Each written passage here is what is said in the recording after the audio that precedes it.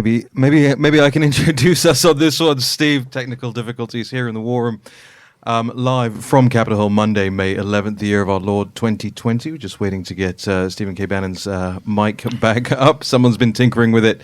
Or this is a devious plot by you and me and Jack to make sure that Steve's not allowed to talk. So no, by audience demand. Guys, why can we still hear Steve? I thought if we're going to give Vish and Dan $20 to cut Steve's mic, and then Steve's out. By the way, over the course of the weekend, we saw, I think, it's fair to say, a pretty serious ramping up of people jiggering with the technicalities of things that are being said and unsaid, perhaps this being a harbinger of what's to come in the show today, Jason.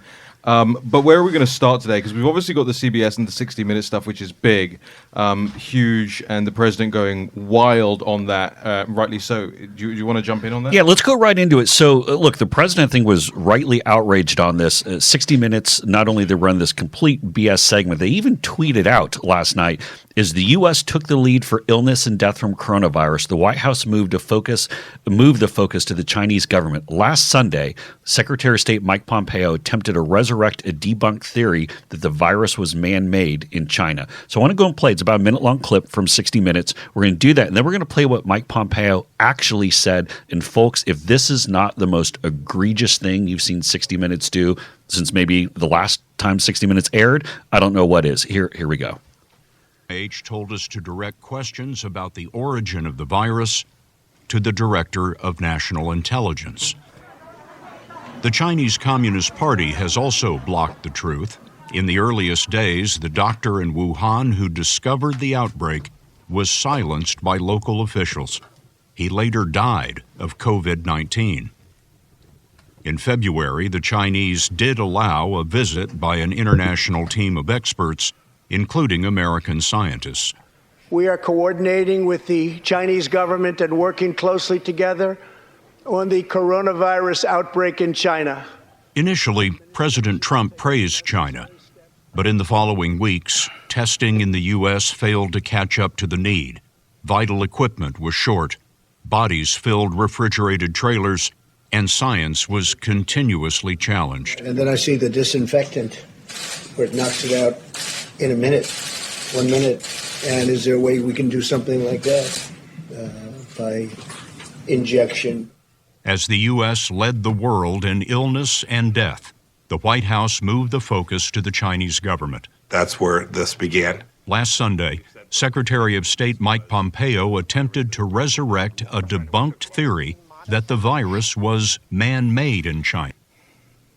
So that's 60 Minutes. A debunked theory. By the way, by popular demand, the audience voted that I would have my mic, but I took Jack Maxey's just even. We're going to get Jack's back in a second. We apologize for the technical. If you'd like to donate to our technical fund, GoFundMe for a new production staff, right? Yeah, can we get PPP funds? Oh. I don't know. We would, except they're running out this week. But it's not even the debunk theory part of it, right? That's the problem. It's that Mike Pompeo has never said man-made in the first place. So let's play. Look, let's play. It's a very brief clip. Let's go to Secretary of State Pompeo actually said last Sunday on ABC This Week. Do you believe it was man-made or genetically modified? Look, the best experts so far seem to think it was man-made. I have no reason to disbelieve that at this point. Your Office of the DNI says the scientific consensus was not man-made or genetically modified. That's right. I agree with that. Yeah, I've seen their analysis. I've seen the summary that you saw that was released publicly. I have no reason to doubt that that is accurate at this point. Okay, so just to be clear, you do not think it was man-made or genetically modified? I've seen what the intelligence committee has said. I have no reason to believe that they've got it wrong. Martha, you have to put this in context. Here's what's important, Martha. Here's what's important. The Chinese Communist Party had the opportunity to prevent calamity that has befallen the world. And here we find ourselves today. You and I were talking about we haven't seen each other physically for a long time. That's true of people all across the world. So that's pretty clear. It is clear what he's saying. I think that there is a difference between where the medical worldwide medical community is going, and also where intelligence is today. It's kind of an open. We don't have all the facts. The Chinese have not been forthcoming with this information. So you have the intelligence community, and I think they're saying, as of what they know right now, they don't know has been modified or not by human experimentation. It's called gain of function. Were there experiments going on that in a man-made way? And that's all to be found out. I think we've got information coming out of China that says, hey, and enough whistleblowers and other people that are pointing in the direction that it could be. So we don't know yet. And I think Pompeo is saying that, but certainly not the way 60 Minutes is framing this. Like this is some conspiracy. Remember, the mainstream media, since we had Bill Gertz on here for the very first episode, talking about Wuhan and what came out of Wuhan, that whether it's Media Matters or the mainstream media, for whatever reason, is actually arguing the case of the Chinese Communist Party. They're falling into the trap of being on the propaganda of being useful idiots to the Chinese Communist Party. What I think consistently people are saying is that we need these people to come forward. We need full access to the scientists. We need full access to the NPR the other day had this thing about, it can't be man-made because they had such tight controls at the lab, and the reason they had such tight controls, Bat Lady was in charge, right? Well, we know for a fact that it was very loosey. It was not run at the level of professionalism you needed, right? And I think this coupled with the bar. My question is, why is Catherine Herridge? Is she in the? Why is Catherine Herridge, who is a top-notch reporter, was I think Fox's best news reporter over at the Pentagon? Now she's in the middle of two controversies here this weekend, correct? I mean, I think it's her interview on Barr, which is obviously a clip to try to put forward a narrative. And this is to put forward a narrative. I mean, the mainstream media, as people should understand it. Look, I hate the time we have to take to combat what the media is saying.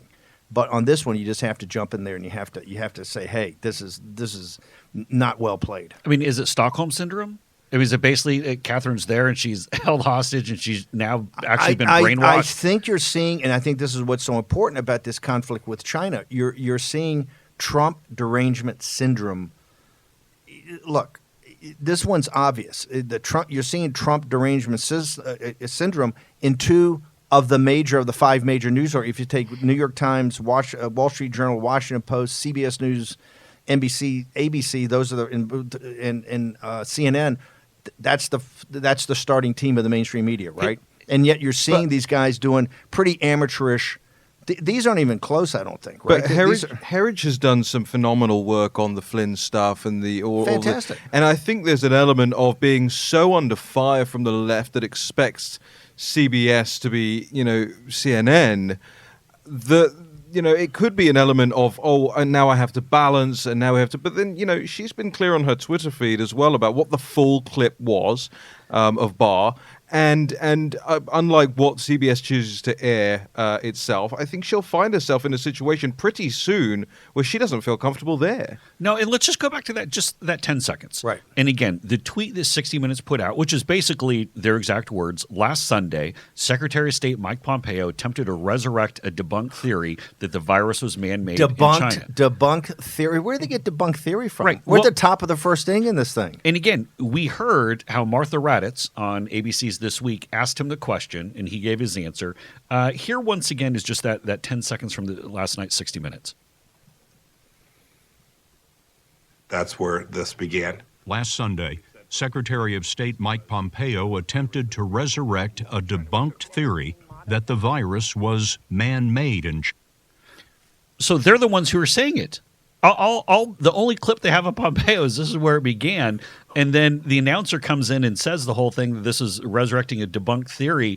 And I mean, this is the Secretary of State. I mean, this is about as close to a deep fake as you can get. I mean, that's where these guys are going. I mean, this, forget having the super sleuthy, tech nerds in some basement in Shanghai who are, trying to deep fake President Trump. I mean, you just go down to 60 Minutes headquarters and they're doing it in prime time. Here's what's important. We're going to get to the economic presentation yesterday by the president's economic advisor in Navarre today. There are two strands here. One, the bar is what I've keep saying that, hey, you have to have accountability at the FBI and the CIA in this apparatus. You need a commission like a church commission. I've said this now publicly since the day I left the White House, okay? And I said it in the White House. You have to have this. This is an unaccountable apparatus. I don't call it a deep state because it's in your face. There's nothing deep about it, okay? But it's got its own way it rolls. This is why that interview with Attorney General Barr was why it's so critical. Also, there's nothing more central to where we are as a country right now than this confrontation against the Chinese Communist Party. My point is the stakes could not be higher on either one of these because they both deal with national security. And these news organizations who mock and ridicule Breitbart and things like that, people would be fired if first off, it'd be a firestorm. They would take the site down, right? And you take your Twitter account down. Look at Zero Hedge. Right. The guys at Zero Hedge have done a tremendous job of aggregation this entire time. Their Twitter account's still down because they aggregated up something that's 1,000 times more truthful than CBS. Why is CBS's Twitter account not down? For the American people, these things are front and center. The other stream is yesterday the economics. Where we are as a nation, as an economy is being put forward, and in there, it's not the mainstream media is not doing not the fake news, but the news fakes. It is here's where it's not. You're walking into a trap of those guys setting this up like it's a Great Depression. It's over. You might as well just shrug your shoulders and it's going to be done. But you get back to this, you can see that the Trump derangement syndrome has been so hard, right? That it's actually now publicly infecting the NBC and CBS. I think the president look, whether Chuck Todd gets fired or not, it shouldn't have taken what it took for those guys to come out. And these were amateurish. These were not even close, right? You guys agree? These are not even close. It would be one of those things where if that happened, let me take an example. When I ran Breitbart London, right, we had 6 staff in there. I was the managing editor, the editor-in-chief, the copy editor, all of that. So every decision rested on my shoulders. If that had come across my desk, and I had seen one of the staff put something like that together that was manifestly untrue, that just took a Google search, they would have been out the door. I would have marched them out the door. They wouldn't have been back. Because the pressure and firestorm that there's Breitbart London trying to drive the Nigel Farage thing. These guys are crooks. They're scumbags. It would have been Media Matters would have had. Is Media Matters have that as the lead? Is this the lead up on Media Matters? Check it out. Is Media Matters? What's Brian Stelter? Brian Stelter must be having a hissy fit right now, right? Is he throwing his toys out of the pram? No, he's crying. Isn't that his thing? He's crying, weeping. Under the covers? Under the covers. Okay, Has look. K-File got an investigative unit going over to CBS? Where's K-File? Stop playing small ball. We can take you to the bigs on this thing. So Media Matters, Brian Stelter, K-File. See, this is why I don't like doing this again. Going back to the stuff. This is punching down, okay? Never punch down. And with Brian Stelter, you're really punching down. Okay, one thing. Media Matters lead right now is Fox starts to turn attention away from coronavirus pandemic. Scoop. Let's hashtag war and pandemic. We want to get all your voices in here. Tell us what you think. We want to know. Particularly, we love the fact that you got great links to additional news and analysis. Hashtag War Room Pandemic, at War Room 2020, at War Room Pandemic. We're working hard to get Jack Maxey's mic back. We'll return in just a second.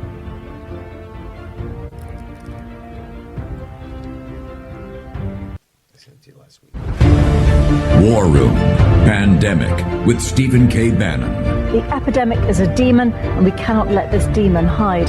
War Room Pandemic. Here's your host, Stephen K. Bannon.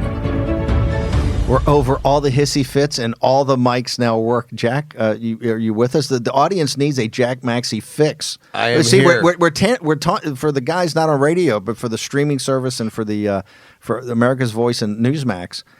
We're taunting them because you got Jack Maxey, but no audio. I told you not to buy those Huawei mics.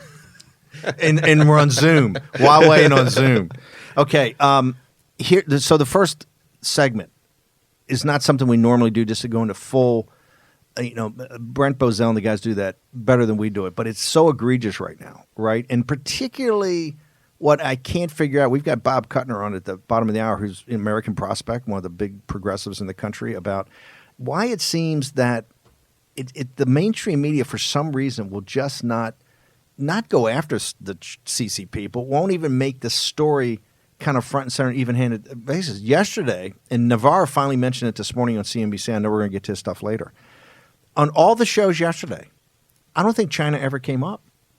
It's not even talked about. You talk about all these governors, and you're on top of all these governors and mayors, and this guy's too quick, and this guy's too slow, and this guy's not doing it right, and this guy's overdoing it, and you get all this, but you talk about the economy, and we're going to get into it right now. It's Great Depression. It's worse than Great Depression. It's going to be permanent Great Depression. It's all this. Never a word about China and the Chinese Communist Party. Even worse, I mean, CNN this morning, we'll play Peter's clip where he calls them out for no one bringing up China over the weekend. But CNN this morning looked like the Bureau of Tourism for the Shanghai Disney opening. And actually the point Peter made this morning on CNBC was that, hey, guys, I'm from Orange County, California. I live. And the fact that my people in Orange County, California can't go to Disney, but they are in Shanghai, thanks China. This is unbelievable. How can you not open Disneyland in Southern California for it looks like the appropriate reasons or whatever, the insurance and the corporate, but in Shanghai, you're getting ready to pack them in. How corporately does the Disney guys get around that? Are there different standards in China? Because trust me, in Harbin, we had on the Saturday show, we'll talk more about that later, but on the Saturday show, you had people saying, hey, Harbin right now, up there near the Russian border, is as bad as Wuhan was when it first started. Yet the reason we don't know about it, it's the Chinese Communist Party has fully locked down, and they're not going to make the mistake again of letting Western media in there. Well, this is the point about going back to the media on this. This isn't to dunk on Brian Stelter. Nobody cares about Brian Stelter. That's, we're obviously just having a laugh with that. But this goes back. Your question is, why don't they even cover it one tiny semblance? Because good times create weak men. And we have a media class right now that is terrified that there might be an actual enemy out there, not just a boogeyman, right? Not just a Trump figure, but an actual adversary of the United States. That means they might have to man up and do something about it. That means they might have to do some actual reporting, that they might have to pick a side. Did you come up with that saying? Good times creates weak men? No. Or did you lift that from somebody? I lift that, of course. Who's that from? Hoff? Is it Hoff? Jim Hoff? No, not Jim Hoff. Jim Hoff? No, Gateway Pundit. No, GM Hop. Hopped. Okay, well, I'm going to pull that. That's a great saying. I'm going to use that as an homage. Good times create weak men. And weak men create hard times. And weak men create hard times. So that's what we're into. Let's talk about those hard times. Let's go to yesterday because the mainstream media is boxed these guys in now, and you saw that all on the Sunday shows nonstop, except for I think Navarro's punch back on Maria. We got a couple of good clips here. Let's go to Kevin Hassett talking about actually working at the White House. When it comes to your work environment you just described, do you wear a mask? Are you going to continue to show up for work at the White House? I've got a mask right here. And the fact is that I practice aggressive social distancing. I'll wear a mask when I feel it's necessary. It is scary to go to work. I was not part of the White House in March. I think that I'd be a lot safer if I was sitting at home than I would be going to the West Wing. But, it's a time when people have to step up and serve their country. Comms Department messaging 101. Do we have a pre-call? Is that tossed out as a hey? Maybe they're going to ask this question. I'm just throwing this out there randomly. But in defense of the Comms Department, and I'm not dumping on the Comms Department. No. But it's like when you're going through your list, you always just take way inside. You think you're like, what are the crazy things people could ask? You're like, what if you get hit with this number? What if they hammer you on the difference between the president, the vice president? You're thinking all these things. You don't think to write on there like. Thought bubble, don't say the White House is a scary place to work. Like that's just like you're just like you just would have assumed Kevin Hassett wouldn't have said it. But but hold it. You've got the CDC guy is in self quarantine. He's not. FDA's in quarantine. Fauci's taking a partial quarantine. The VP is either in or out. We don't know. That question's going to get. They're going to try to jam you up with that question, right? You could also see it coming. She teed it up a mile away. Hey, they're coming. They're throwing one right at my head. But we have, the real news, and we're going to play now Kevin Hassett talking about how next month's unemployment. Of course, but this is the point. They made that the real news. Last night, Kevin Hassett's thing, Blaze, scared to go to the White House. Yeah, and that's what Today's Show led with this morning. They led with that. I didn't say. I normally I can't do CNBC and Maria. I can do the business and Bloomberg. Morning Joe's hard enough. By the way, we had our guy Richard Haas on there. You didn't see the Saturday for. I did a full 20 or 30 minutes, Jack, on Richard Haas on his thing, and I said he'd be on Morning Joe on Monday, leading with his new book and this and exactly what they led off with. Of course, my question was, I didn't want to get into the talk, intern, in the desk. I thought that was too tawdry, but I did want to know from Morning Joe, does he have a passport, and has he ever been anywhere outside of away from his home, south of South Padre Island? I guess a little snarky, too snarky, too That's snarky. some inside baseball there. Too snarky. Not for our audience. But let's go to nothing's too snarky for the deplorables. Let's go to. But the meat of this yesterday was when you came off those Sunday shows of watching it. It's like we're in a Great Depression, and I didn't see the FDR punchback. We're momentarily in a Great Depression, but here's how we're getting out of this Great Depression. Yeah, and we're going to lead up. Here's Kevin Hassett talking about the numbers, and we're going to build to the real explosive thing that should be a concern to all of us. Here's Kevin Hassett again on Face the Nation. May or June would be the low point for unemployment. At what rate? That's about what we expect, yeah. I'm looking for rates north of 20, sadly. North of 20. Okay, so we're heading to north of 20. Obviously, we're at essentially for April at 14.7, and say if you add everything up now, they ask Mnuchin this, I think later. I think you're in 16 to 18 or something like that, even of right now. So that means May's going to be another bad month. Yeah, and this is absolutely terrible news, but I want to get to what I think was probably the single most explosive thing from over the weekend. Put aside the media noise with CBS and their idiocy. Put aside the meet the press fake news aspect. Put aside even the north of 20. This clip right here and Kevin Hassett's response to it, I think, is the single biggest piece of news from over the weekend. A working paper from experts at the University of Chicago estimates that 42% of the job losses will be permanent. You don't agree with that assessment? Mm-hmm.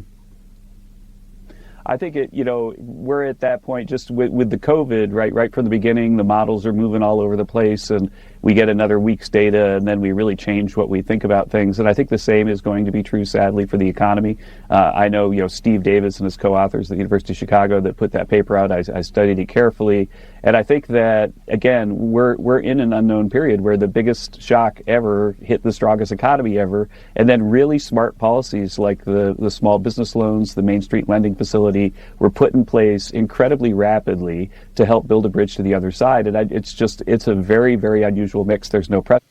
All right, so Kevin Hassett, who is he's fantastic. He was Council of Economic Advisors head in the first 2 years of the Trump administration and was one of the architects of the economic policies that created this economy that was on fire. And I've described him before. He's like Ned Flanders. He's Yes. like Ned Flanders, but like in the econ sense. The guy, he cannot tell a lie. He's out there. He gives you the straight answer whether you like it or not. Decent guy.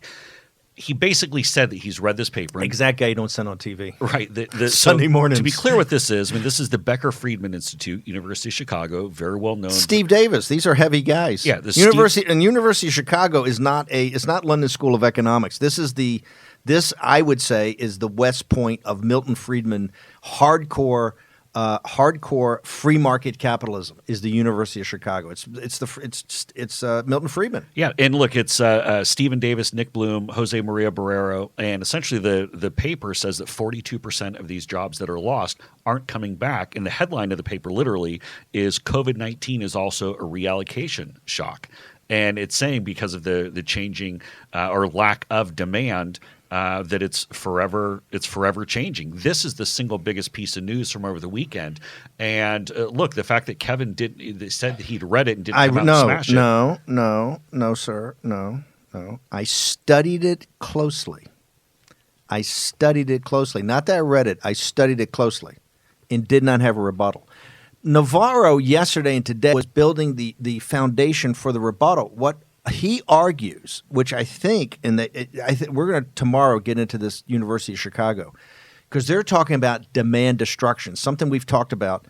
Kevin answers that we got to bridge this chasm. The bridging the chasm is just the relief package, and we're at $10 trillion right now, ladies and gentlemen. This whole thing with coming back, Nancy Pelosi, what they're going to put on the table, they say it's an FDR type package. The Senate has already said we're not interested in looking at this right now. But here's what they're going to lead with. 3 things. They're going to lead with, number one, universal UBI, universal basic income of $2,000 a month. They're going to come out with the healthcare thing, totally government controlled, single payer healthcare, and they're going to come out with the Green New Deal. Those 3 elements are going to be in their New Deal type package. Okay, Republican Senate's not going to take that on immediately. You've got 2 spans to this bridge over this chasm of the drop in aggregate demand. What we're talking about on the other side is demand destruction and massive structural changes to the economy built around China. We're going to return with Bob Kuttner to talk about all this in a moment. War Room Pandemic with Stephen K. Bannon. The epidemic is a demon, and we cannot let this demon hide. War Room Pandemic. Here's your host, Stephen K. Bannon.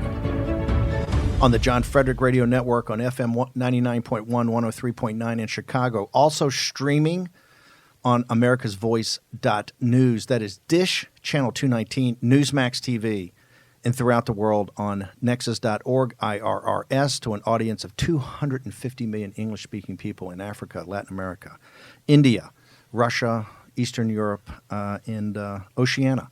Also, we want to thank G News and GTV. They subtitle this later in the day in Mandarin. They blow it through the firewall to the VPNs, to the people in China thirsting for freedom. And I really want to thank everybody associated with every Saturday, as you know, we do specials, Descent into Hell, the voice of the Chinese people, what it's like to live under the totalitarian dictatorship of the Chinese Communist Party. And on Saturday, very special episode, we had voices of people actually in China talking what it's like to live under the boot of the Chinese Communist Party. Jack, we had a lot of the audience feedback on these shows has been tremendous. We understand sometimes it's tough to hear with these Chinese speaking in English. We subtitle it later.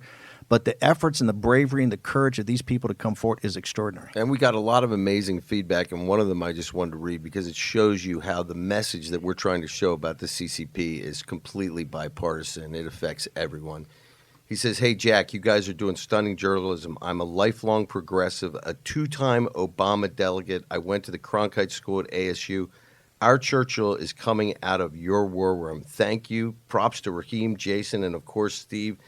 Today's show, the second hour especially, effing incredible. Tear-jerking. Great work. I'm serious. I think you guys are 1,000% correct, and this is not a partisan debate. Every American who hears this, their blood will boil, as well it should." We're now honored to have Bob Kuttner, the co-founder and co-editor of the American Prospect, and Bob is one of the top progressives in this country. But I got to tell you, when it comes to the issue of the slave labor in China, what it's done to the Chinese people, and what it's done to the American working man, no one's more at the forefront than Bob Kuttner. Bob Kuttner, I think, was one of the few Democrats to actually understand the playbook that was being run in 2016, which was focus on China, focus on trade, and focus on that in the upper Midwest. He had a brilliant piece the other day that said, and it's crickets everywhere else, but this piece on the American Prospect said that Biden's kind of globalist trade agenda is the Achilles heel in the Democratic Party right now and the chances in 2020, because this is still the central issue. I want to welcome Bob Kuttner to the show. Bob, walk us through your piece first, because it lays out pretty specifically the different alternatives and kind of how you're arguing subtextually that Vice President Biden is kind of captured by, I guess, the Democratic Party's Wall Street faction. Thanks, Steve. Yeah, basically the Democratic Party has been divided probably for 40 years between a progressive worker, labor, congressional wing that wants industrial policy, wants infrastructure investment, wants to get tough with China's state-led quasi-capitalism, and a Wall Street wing. And, on the social issues, they've kind of split the difference, but which is not great, as we found out in 2016. But on trade and on financial deregulation, the Wall Street wing tends to dominate.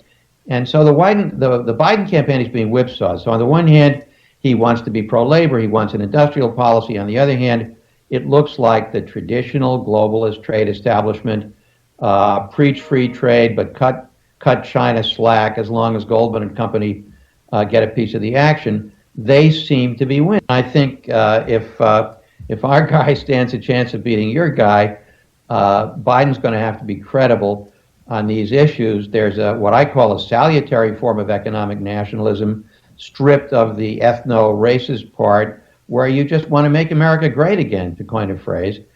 And it's the Democrats that take it back if they're willing to take it back. Let's go, because one of the things we continue to argue about on this show, the mainstream media, is that China is not at the center of this conversation.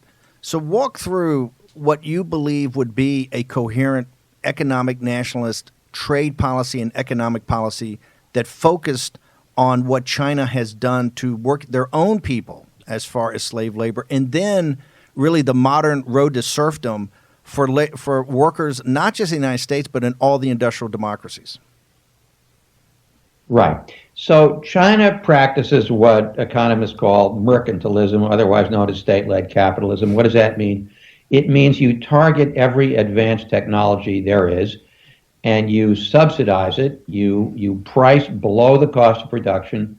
You dump products onto the world market. That's a clear violation of the supposed precepts of free trade, violation of the WTO, and you coerce American companies who want the benefit of Chinese slave labor, who want to produce in China, into sharing proprietary technology with so-called Chinese partners who are out to just take over their market share within a few years as soon as they learn the technology.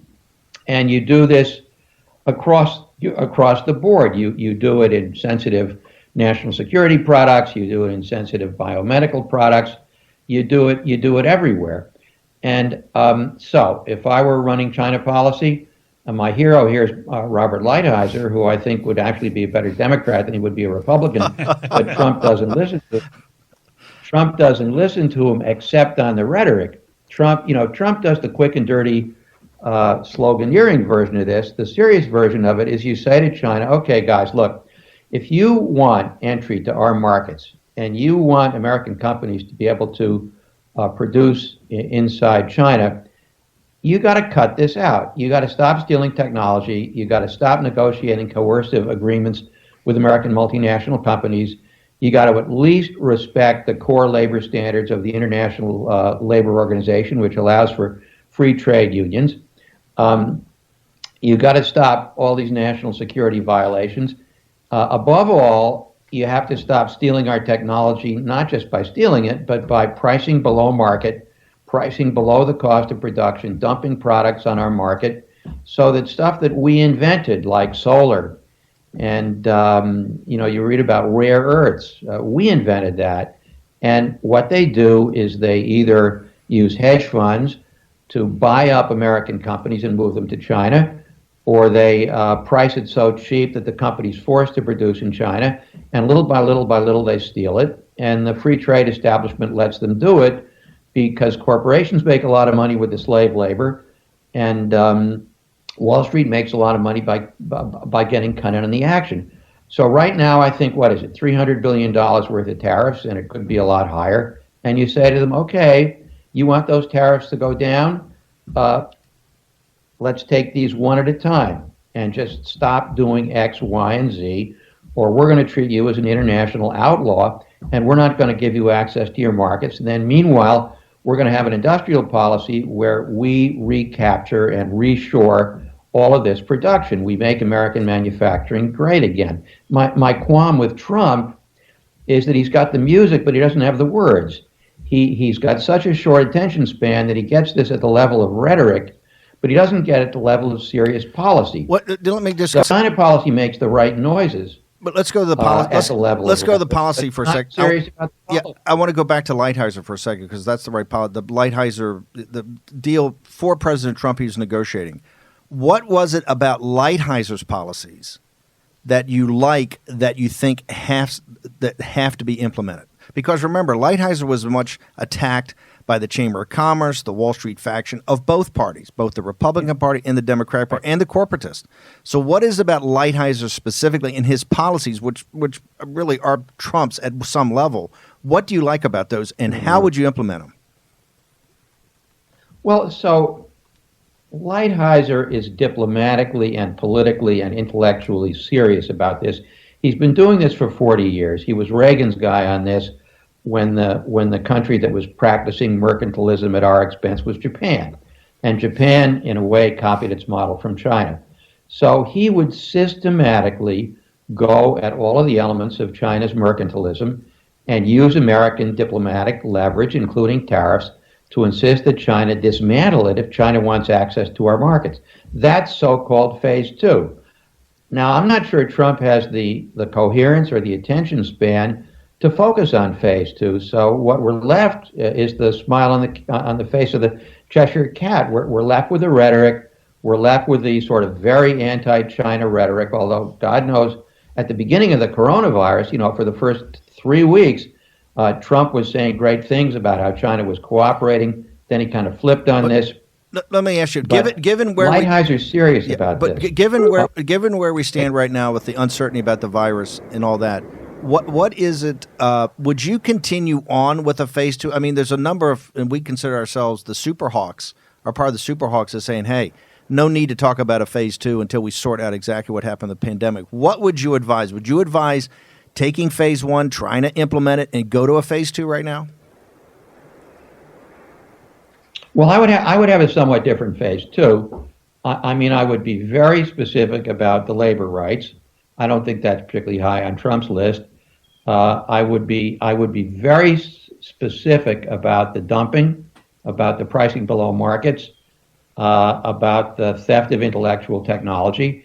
And I would simply say, you guys can't do this. If you want access to our market, if you want access to anybody else's market, and instead of doing everything we possibly can, as Trump does, to alienate our allies, I would work out a common front with the European community and Japan to have a kind of a common China strategy so that we ostracize them from the WTO instead of welcoming them to the WTO until they start playing by everybody else's rules.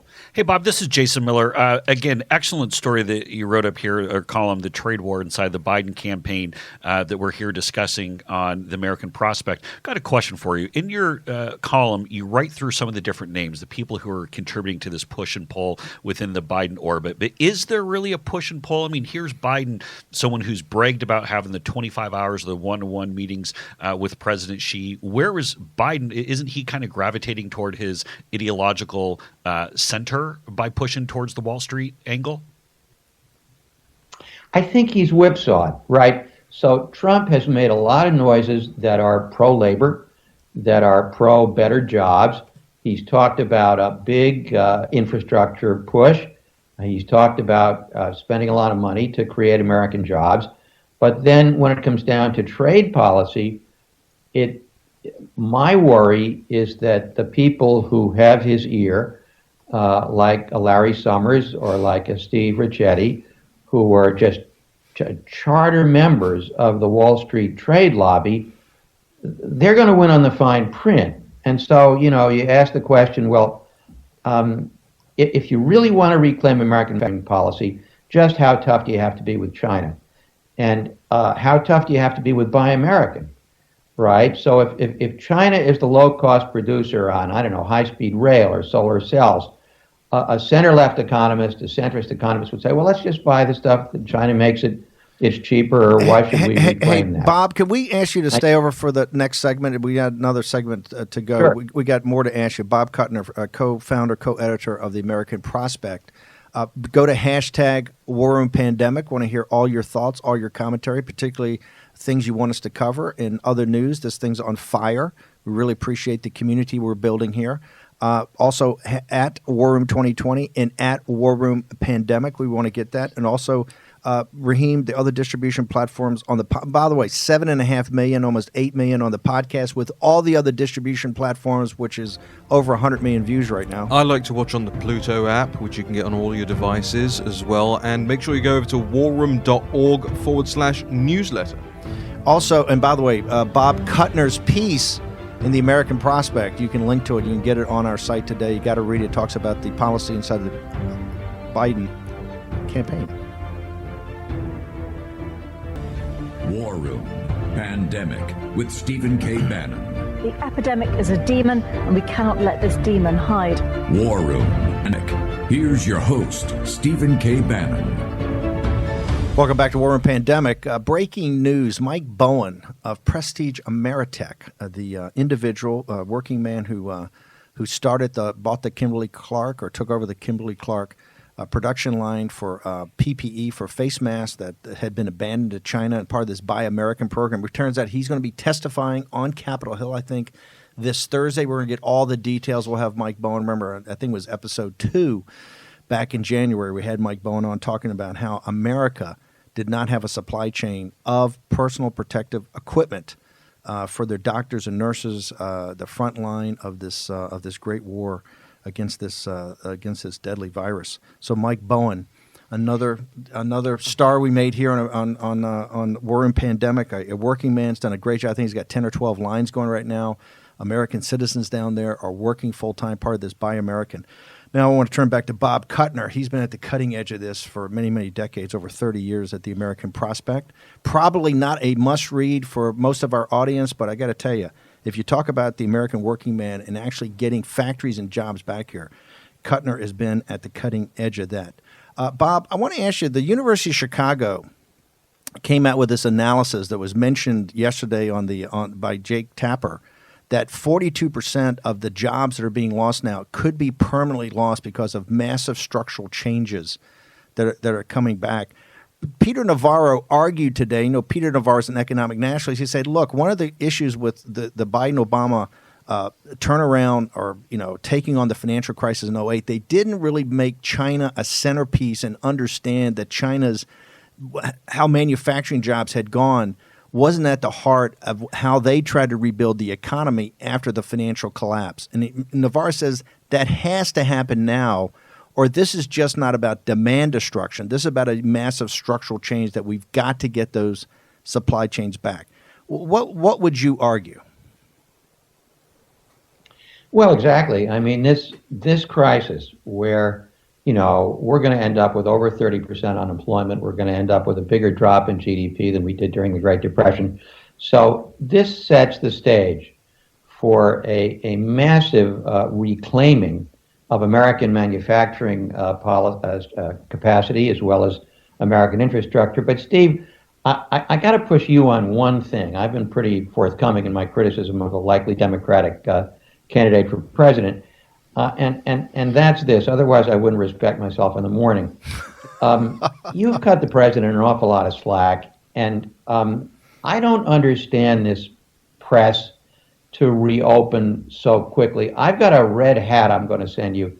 It says, "Make America Sick Again."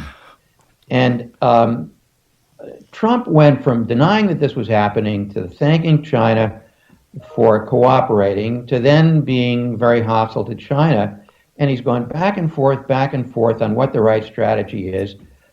We can criticize China, which is absolutely right, without being premature in ending social distancing and without, tweeting liberate Minnesota, liberate Michigan, liberate Virginia, and egging on shock troops. So I don't understand why the two things have to go together, other than the fact that your audience is Trump's audience, and it would be awkward to criticize the president on this show. No, I mean, I think we're jumping here, Ravine. But here, first off, we try to get as many of the Bernie, particularly the economic nationalists. We really do a lot of outreach to the Bernie part of the economic nationalists because we think there's a commonality here in looking at American manufacturing and American jobs. And we've quite frankly been, I think, we've tried to play this even hand. We're hardcore partisans here, but we've been very open about our observations and criticisms about this. And one of the things that we've criticized the most is we don't attack Dr. Fauci and Dr. Birx from, I think, the right, which is, hey, they gave to Hillary Clinton's campaign, or they winked at Jonathan Karl, or they went to Soros. Our problem is that we haven't seen enough metrics put out there, what the targets are. We were adamant about, we had a program called 30 Days to Save America. We wanted to go much more hardcore. We wanted complete lockdown. We wanted no domestic flights out of. But, here's where I do think the president's decision was to make this they're the overall guidance, but at the execution level, it's going to be at the governor's level. And I believe generally, whether it's Gavin Newsom or whether it's Cuomo or whether it's DeWine in Ohio, whether it's DeSantis in Florida, what has been right and that's not what we argued. We were more of a, national policy, lock it down. I do see the logic of having these governors do it, and then have these governors do their own plans to open this back up. And I just want to jump in here, Robert, Raheem Kassam here as well. Robert, let me just quickly add to that. The John Maynard Keynes quote on this, when the facts change, so do my opinions, what do you do, applies in a great deal to what we're seeing here, because as we start to understand this virus, we start to understand more about it, the way it works, what affects it, all of this sort of thing. It also affects, who is the most vulnerable and how we understand that to take place. It affects how we go about comporting ourselves on a day-to-day basis in the streets. And again, Robert, I agree with you, and I have agreed with you. I was a full lockdown guy, 30 Days to Save America, all of that. And then furthermore, just as an addendum to that as well, populism is important because it doesn't necessarily take, blind expertise, what I regard as blind expertise, which is short-term expertise, and lord that over ordinary people. It also brings in the views of ordinary people into the decision-making process. And Bob, I don't want to cut you off, but I got to ask a question because we got a hard break. We got about a minute left.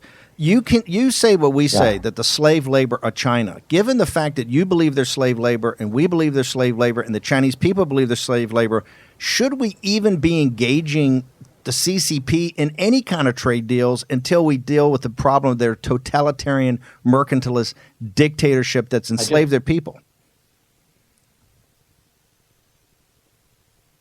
If you can hear me, okay. Got it. Yeah, I think we ought to say to the Chinese, if you want anything to do with the trading system, first of all, you got to have minimally decent labor standards, a la the International Labor Organization. And secondly, you got to stop violating all the norms and the rules of the trading system, or forget it. Find some other place to export. Find some other suckers to venture with. Bob, thank you very much. We got to bounce. Bob Kuttner's piece is up on our site now. It's about Joe Biden and the trade and how important trade policy is going to be in the 2020 campaign like it was in the 2016 campaign. I want to thank you very much. He's the co-editor, co-founder of The American Prospect, and somebody that's been very focused on bringing manufacturing jobs back to the United States of America for American working men and women. I want to thank you, Bob. Okay, we've got Kyle Bass, right? Talk about a little different in programming here. We got Kyle Bass, the hedge fund anti-CCP firebrand,